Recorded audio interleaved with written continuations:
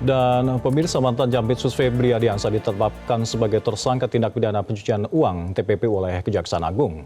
Febri diduga melakukan TPPU saat bertugas sebagai aparat penegak hukum di Korps Adiaksa. Informasi selengkapnya tunggu apalagi bersama Kata Oma.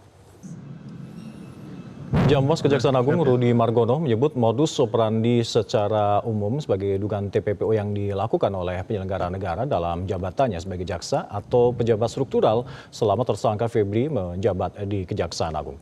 Sebagai koordinator tim 9, Rudy tidak menjelaskan lebih detail kasus yang menjerat Febri karena menyangkut materi pembuktian seperti diketahui pemirsa pada 20 Juli lalu. Tim 9 telah menerbitkan sprindik baru terkait dengan dugaan TPPU dalam perkara temuan emas dan temuan ratusan miliar rupiah di rumah Febri Ardiansyah. Modus operandi secara umum, dugaan TPPU yang dilakukan oleh penyelenggara negara dalam jabatannya sebagai jaksa atau pejabat struktural selama dia menjabat mengabdikan diri di kejaksaan. Lebih detailnya tidak akan saya sampaikan karena terkait dengan pembuktian, dan kalau kita sampaikan akan sangat menyulitkan kita ke depannya. Ya. Dan pemirsa, menanggapi penetapan tersangka dan penahanan, Febri mengklaim dirinya sebagai korban kriminalisasi. Bahkan Febri mengaku telah berdiskusi dengan jaksa pemeriksa terkait dengan alat-alat bukti yang menurutnya masih perlu didalami dan juga dikonfirmasi sebelum melakukan penahanan terhadap dirinya. Udah, Pak.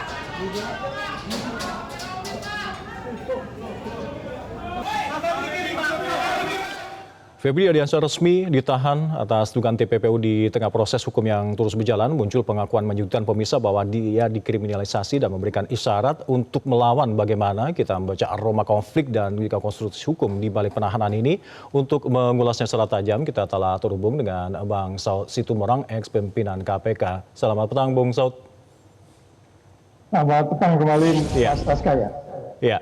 Bung, Febri Ardiansyah ini secara terbuka bahkan menyatakan dirinya dikriminalisasi dan ada pernyataan dari sikap Febri ini yang terkesan resisten saat penahanan ini, dan ini dibaca oleh sejumlah pihak juga ini sebagai isyarat bahwa ia akan melawan secara terbuka. Bagaimana Anda melihatnya dan seberapa besar potensi gesekan institusional atau perang dalam tanda petik antara aparat penegak hukum? Ya, sebenarnya peristiwa-peristiwa ini peristiwa yang biasa ya, peristiwa yang katakan saja bentuk-bentuk apakah itu resistensi ataupun perlawanan, apapun bentuk kata yang disebut opos ya, mengopos kebijakan, mengoposisi kebijakan yang dilakukan oleh aparat penegak hukum. Dan tentulah maksud dia itu menunjukkan bahwa tantangan buat kita semua untuk memperlakukan dia secara adil itu normal-normal saja. Pada bagian lain, kalau dia ingin menunjukkan kepada dunia, please help me, saya dikriminalisasi, kan begitu ya. Itu biasa seperti itu, high profile person, kasus besar itu biasa. Yang paling penting adalah kita tetap prudent di situ, karena bukti-bukti sudah cukup.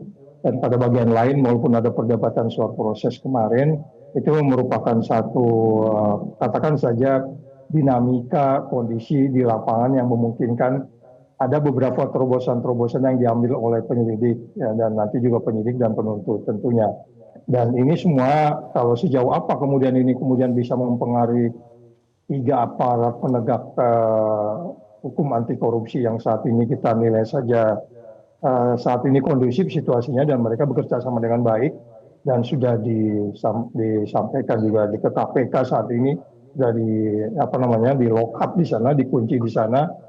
Dan itu kan 1 kali 24 jam pimpinan KPK kan bisa melihat apa yang dia lakukan, perlakuan apa yang diperlakukan kepada dia. Jadi yakin saja pada EPA ini dia akan lebih risikonya lebih kecil buat negara, buat dia, dan buat proses penegakan hukumnya kalau dia berada di KPK.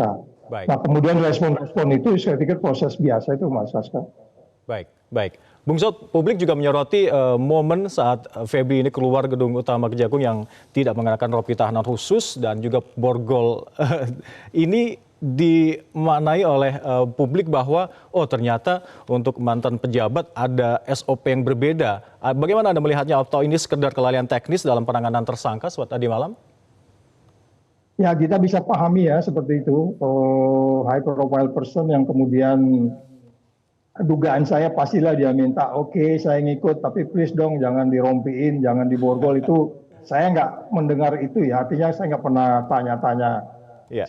siapapun di KPK, di kepolisian, dan di kejaksaan. Tapi analisis saya sangat normatif banget, sangat manusia banget, manusiawi banget. Tapi yang paling penting kan gini loh, bahwa kalau dia sudah kooperatif, hanya permintaan sedikit begitu, walaupun itu akhirnya kita melihat itu jadi tidak adil, ya kan? Tapi nanti lain kali dia juga harus diperlakukan adil. Ini kan tahap pertama ini ada psikologi yang sangat berat buat seseorang yang sangat high profile dan orang yang dikatakanlah bisa menembus kemana saja di eselon yang paling tinggi, even kepala negara, umpamanya tiba-tiba dia harus dibegitukan.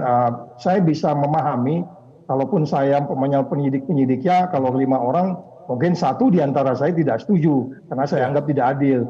Tetapi ketika kemudian ke-11 penyelidik-penyidik itu mengatakan, oke lah, let him go, gitu. Biarlah dia pergi dengan pakaian tanpa rompi, itu sangat manusiawi. Tapi saya pikir ke depan, untuk pembelajaran tentu ada beberapa tahapan yang harus diberlakukan sama untuk siapapun. Baik. Karena hukum itu adalah equity before the law. Jadi buat siapapun, mulai dari kelas kecil sampai kelas besar. Kira-kira gitu, Mas Aska. Ya. Dan kasus ini melibatkan mantan pejabat yang dulunya memegang kendali strategis pendidikan hukum pidana khusus. Bagaimana dampaknya terhadap moral dan juga soliditas para penyidik yang kini harus mengusut mantan pimpinan mereka sendiri? Bagaimana Bung Saud melihatnya? Ya, for the time being untuk saat ini saya meletakkan kepercayaan kepada mereka ya, dan kemudian rakyat Indonesia kepada 9 atau 11 orang. Dan kepercayaan itu jangan diusik, jangan diganggu untuk kemudian buat terobosan ataupun upaya-upaya yang menimbulkan kita curiga. Ini kan ada proses kepercayaan sedikit, kan kemarin kita minta dia ditahan, ternyata sudah kemudian langsung ditahan. Kepercayaan itu naik, jadi jangan buat lagi upaya-upaya yang menimbulkan kecurigaan, sehingga ini kan soalnya krisis kepercayaan kan negeri kita ini. Jadi kalaupun kemudian ada umpamanya potensi kemudian selama ini kalau ditangani atau disimpan di kejaksaan, kita melihat ada risiko lebih tinggi, sekarang risiko itu jadi lebih minimum. Baik. Ya, of course tanpa juga mengabaikan hak-hak dia untuk ketemu keluarga, keluarganya ketemu dia, dan kemudian lawyernya. Tapi secara keseluruhan saya menilai ini tanda-tanda risiko yang sangat besar kemarin kalau di kejaksaan sudah bisa kita kurangi risikonya. Tanpa juga kita beranggapan kita percaya begitu aja kepada 9 orang. Mereka juga, of course kita harus kritisi semua upaya berikutnya, gitu Mas Aska. Baik. Sejauh mana optimisme Bung Saud terhadap perkara ini yang nantinya mungkin akan berujung pada peradilan fair atau justru berlarut-larut dan menjadi presiden buruk bagi reformasi penegakan hukum di tanah air? Ya, itu yang saya sebut di beberapa tempat, mereka harus punya time schedule untuk menjelaskan, tidak umpamanya menjadi hal yang menarik mata kita atau telinga kita kalau umpamanya di antara mereka bilang, oh oke, sebelum 17 Agustus kita berharap ini sudah clear peradilannya atau apanya. Pokoknya mereka harus menunjukkan kepada publik staging atau proses kemajuannya sehingga kepercayaan kita bisa muncul. Jangan lupa saya mengatakan di sini baru 2 cm dari 50 atau 100 meter yang harus didalamin. Kedalamannya dan keluasannya, dan yang paling utama adalah kecepatannya, karena kondisinya sangat kritikal, sehingga kalau kita bisa meminta kepada semua yang hari ini menangani formil material kasus ini, meyakinkan kepada publik, mereka punya daily briefing ataupun menunjukkan target, gitu kira-kira. Baik.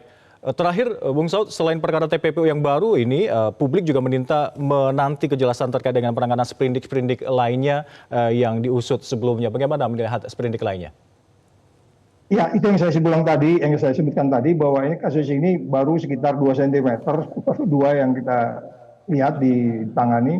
Masih banyak hal-hal lain yang menyeliputi 3 kasus yang disebut-sebut itu.